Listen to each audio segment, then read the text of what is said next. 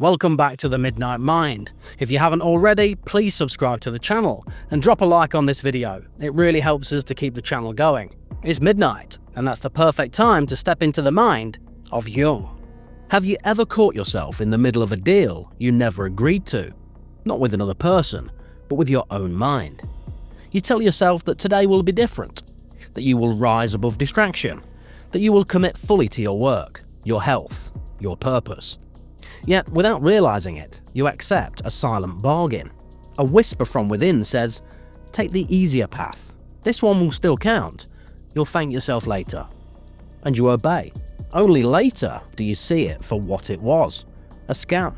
A transaction where you gave up time, energy, and dignity for nothing of value in return. The mind is not a noble guide. It's a hustler. It's a merchant of illusions, seeking maximum yield for minimum effort. It sells you comfort at the price of growth. It sells you distraction packaged as productivity.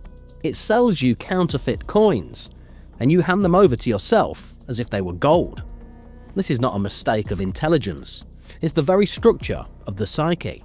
And unless you learn to see it clearly, you will live your entire life chasing shadows, believing you're moving forward while standing still. Picture this. You tell yourself, I should exercise. The inner dealer appears with two doors.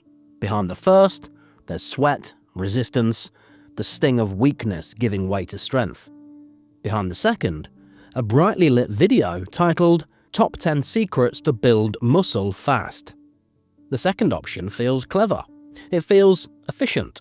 You tell yourself, this will prepare me. This is step one. But preparation without action is quicksand. The more you study the video, the deeper you sink. You emerge with the sense of having done something, yet nothing has changed. The mind, ever the scam artist, leans back, smiling. It won again. This is the shadow's favourite trick.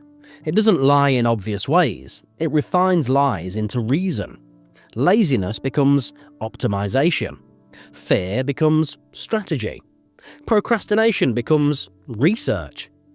And the more intelligent you are, the sharper the trap becomes. Because intelligence crafts better excuses, better disguises, better narratives for why avoidance is secretly progress. Carl Jung warned that the most dangerous enemy lives within us. It's what he called the shadow. He wrote that the shadow is a moral problem that challenges the whole ego personality, because it represents everything we refuse to acknowledge about ourselves. In this case, the shadow wears the mask of reason. It convinces you that avoiding pain is the same as choosing wisely, and so your intelligence works against you, becoming the lawyer of your own self-betrayal.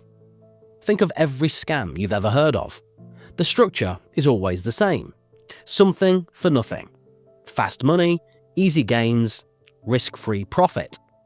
The shadow operates on the same model. It tells you that progress can come without sweat, that change can happen without sacrifice, that knowledge is the same as transformation.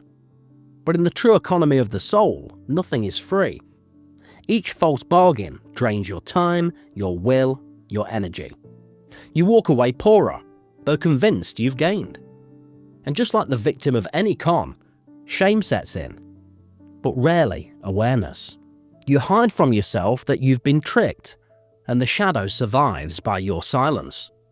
The real work is never glamorous. It doesn't glitter. It doesn't flatter. It's always inconvenient. But it's the only thing that matters. Each honest act, each workout actually done, each page actually written, every difficult conversation actually faced, is a deposit into a different kind of bank. A bank that grows slowly, invisibly, but with real wealth. This wealth is not for display. It's for fortitude, for character, for the kind of inner power that cannot be faked. And this is precisely why the shadow works so hard to steer you away from it, because the shadow thrives on illusions, and the real doesn't serve it. Nietzsche once wrote, "The great lie of comfort is that it gives life meaning." He warned that human beings are often more loyal to their own avoidance of suffering than to the pursuit of greatness. What we call progress often disguises our deeper desire to remain untested, unbroken, untouched by difficulty. But a life lived without difficulty is no life at all. The counterfeit coin of comfort always spends itself into emptiness. If you want to see the shadow scam at work, notice how often you choose the symbolic over the real. You talk about change instead of changing. You read about courage instead of facing what frightens you. You write lists, charts, plans, and visions, but never take the step that costs you comfort. Every time you do this, you buy into the illusion of progress, and the shadow grows richer. But when you take the real step, the unglamorous one, the shadow shrinks. It loses ground. You see it for what it is, a dealer who only ever had power through deception. So the question becomes, will you keep letting your mind scam you, or will you call its bluff? Will you allow yourself to be flattered into illusions of progress, or will you step directly into the hardship that transforms you? The shadow has 1,000 disguises, but it always sells the same lie: something for nothing. The moment you recognize this, you hold the power to refuse the bargain. You no longer have to play the fool, because in the end, the mind will always try to cheat you. It can't help itself. But when you learn its game, when you strip away the disguise, you gain the freedom to act despite it. That's the beginning of real progress, the kind that leaves scars, not excuses, the kind that builds strength instead of illusions, the kind that no shadow can counterfeit. A scam only succeeds when the victim cooperates. And your mind is a master at gaining that cooperation because it knows your weaknesses better than any outside hustler ever could. It knows your fears, your cravings, your need for safety, and it uses them against you with surgical precision. The shadow isn't clumsy, it's cunning, and the more unaware you are of its methods, the easier you fall into its traps. The first weapon of the shadow is rationalization. Imagine a thief breaking into your house and convincing you that he's doing you a favor. That's what your own mind does every time it persuades you that inaction is actually a form of progress.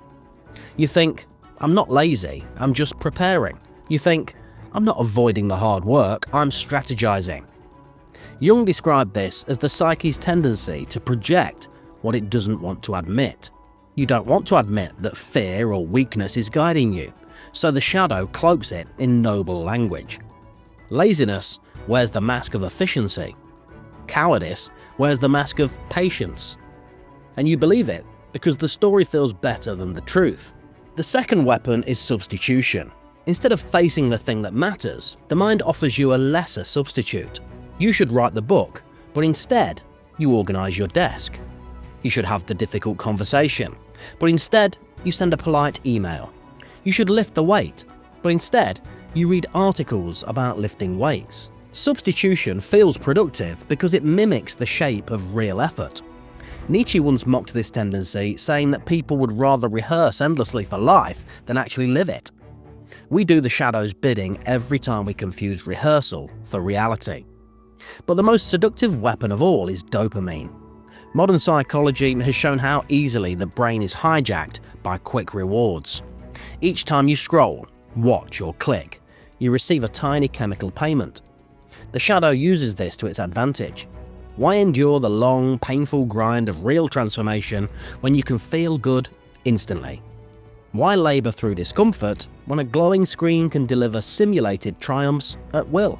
The shadow offers you a casino where the slot machine never runs out of coins. And the more you pull the lever, the less capable you become of enduring the silence where real work happens. This is why procrastination feels so sweet in the moment and so bitter afterward. The mind rewards itself twice, first by avoiding the pain, second by indulging in pleasure. But the bill always arrives. Hours vanish, days vanish, entire years vanish into the shadow's pit of false bargains. You don't simply lose time, you lose willpower, because each act of surrender teaches the mind that avoidance works. And so the shadow strengthens its grip, training you to mistake comfort for progress again and again. If you want to see this mechanism in its purest form, look at herd psychology. The shadow doesn't only operate inside individuals, it multiplies in crowds. When an entire group rationalizes avoidance, they call it wisdom. They tell each other that the hard path is unnecessary, that the shortcut is the new way, that the old virtues of discipline and sacrifice are outdated, and the crowd applauds itself for being clever. But underneath, nothing changes.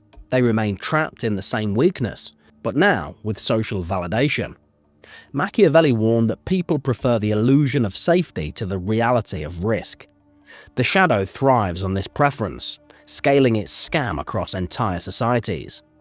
The danger isn't simply wasted time, it's identity itself. Each choice reshapes who you are. When you surrender to the shadow repeatedly, you become the kind of person who avoids. You build an identity around clever excuses. You start to take pride in being a planner, a thinker, a researcher, while secretly fearing the day you must prove yourself in action. This identity calcifies until you can no longer tell the difference between who you are and who the shadow has made you. You become, as Jung put it, possessed by the shadow, an unconscious servant of the very scam you once thought you controlled. Consider how many lives are lived this way. Years consumed by preparation that never becomes action. Potential dissolved into conversations that never become reality. Talent buried under the weight of fear disguised as reason. The tragedy isn't that these people lack the ability. The tragedy is that they were tricked into never using it. The shadow doesn't need to kill your dreams directly. It only needs to keep you busy chasing illusions until time itself kills them for you. There's a darker truth here. The shadow doesn't simply cheat you. It enjoys it. On some deep level, your psyche takes satisfaction in being outsmarted by itself. The scam feels clever. It feels safe. It feels like you've beaten the system, when you are the only victim. And this creates a vicious loop. The more you fall for the trick, the more you admire it, and the more likely you are to fall for it again.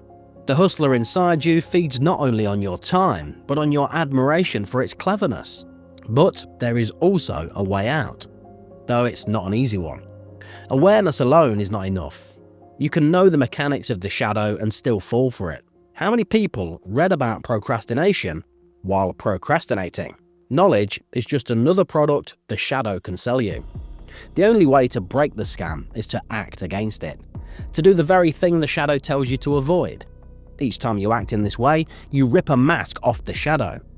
You see it more clearly. And with each unmasking, its power shrinks. The truth is harsh but liberating. You will never eliminate the shadow. It will always be there, whispering, bargaining, offering you false doors that promise progress without pain. But you can learn to recognize its voice. You can learn to say, I know this trick, I've seen this hustle before. And when you say that, you reclaim the choice. The shadow cannot force you, it can only deceive you. Once the deception is exposed, the scam collapses. You stand at the doorway again, free to choose the hard path that transforms. You now see the scam. You know its methods: rationalization, substitution, dopamine rewards, and the crowd's applause. But knowledge alone is fragile. If you stop here, the shadow will simply adapt. It will let you believe that understanding the trap is the same as escaping it, and that is its final, cruelest trick, to let you feel enlightened while you remain unchanged. Awareness must change into action, or it becomes just another illusion sold by the mind. The first act of resistance is brutal honesty. You must catch yourself in the exact moment the bargain is being offered. When the thought arises, I'll start tomorrow, or I should just research a little more. You must see it for what it is. Not wisdom, not strategy, but avoidance. Call it by its real name. Jung warned that what you refuse to confront in yourself will rule you from the shadows. By naming it honestly, you pull it into the light. You strip away the disguise, and the moment you strip it, the scam loses its power. The second act of resistance is to embrace discomfort deliberately. The shadow thrives because you instinctively recoil from pain, sweat, and fear. But the moment you make discomfort your compass, the scam collapses. If one door is easy and the other is hard, choose the harder one. This doesn't mean chasing suffering for its own sake. It means recognizing that transformation always demands payment, and the price is never comfort. Nietzsche spoke of the love of one's fate as a way of affirming even the most difficult struggles. When you accept the necessity of difficulty, the shadow can no longer seduce you with shortcuts. The third act is consistency. A single moment of defiance is not enough. The shadow is patient. It waits for fatigue, for weakness, for the day your guard drops. To resist it, you must build habits that anchor you even when your will falters.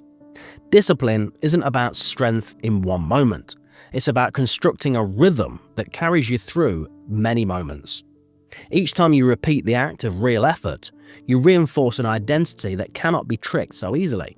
You stop being someone who tries and become someone who is. This is why Marcus Aurelius wrote of the need to wrestle with yourself first. The war is daily, not occasional. Practical resistance also means vigilance in the smallest choices. The shadow doesn't always strike with dramatic temptations.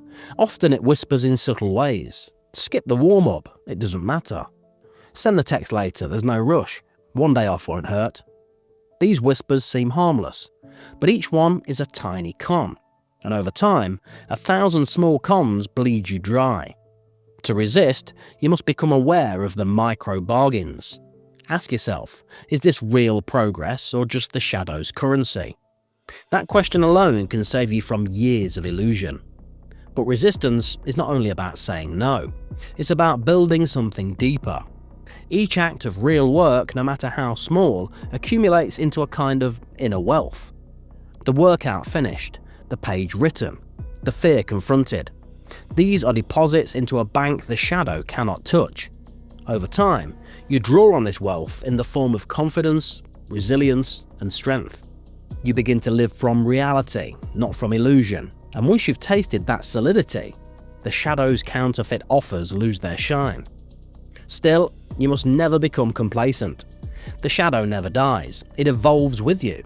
When you grow stronger, it will tempt you with new bargains. Pride instead of humility, vanity instead of purpose, shortcuts disguised as mastery. The scam becomes more refined. This is why Jung insisted that individuation, the process of becoming whole, is never finished. It's a lifelong confrontation with the shadow. The goal is not to destroy it, but to live in conscious relationship with it, refusing to let it dictate your choices. So what does this mean for you right now? It means noticing when your mind cheats you. Notice when you speak of progress you've not earned. Notice when you substitute symbols for reality. Notice when you let pleasure replace discipline. Each of these moments is a fork in the road. The shadow offers you counterfeit, and you have the chance to refuse. Refusal is the beginning of freedom. And yet, freedom is not gentle. It will demand sacrifices, comfort, ease, the approval of others. When you refuse the shadow, you refuse the herd. You stand apart, and that is a lonely place. Most people will not understand why you reject the easy path. They'll call you stubborn, rigid, even foolish. But remember this, the herd isn't free. The herd lives under the spell of the scam, forever chasing illusions. To stand apart is to suffer, but it's also to live in truth. In the end, the shadow's scam is simple. It offers you the illusion of progress without the cost of progress. And most people will pay for that illusion with their entire lives. But you don't have to. You can see the scam. You can call it by its name. You can refuse the counterfeit and invest in the real. And though the price is high, it's the only wealth worth owning. So ask yourself, as you stand at the next doorway, will you let your mind cheat you again? Will you hand over your time, your will, your soul for another counterfeit bargain? Or will you call the scam for what it is and walk into the hard, unglamorous work that transforms you? Because the truth is this, the shadow will never stop selling lies, but you can stop buying them. And when you do, you become something the shadow cannot control. You become real. If you have any thoughts on today's episode, I'd love to hear them. Leave me a message in the comments section below. If you've enjoyed this video, please hit the like button for me and consider subscribing to the channel if you haven't already, and I'll see you guys next time.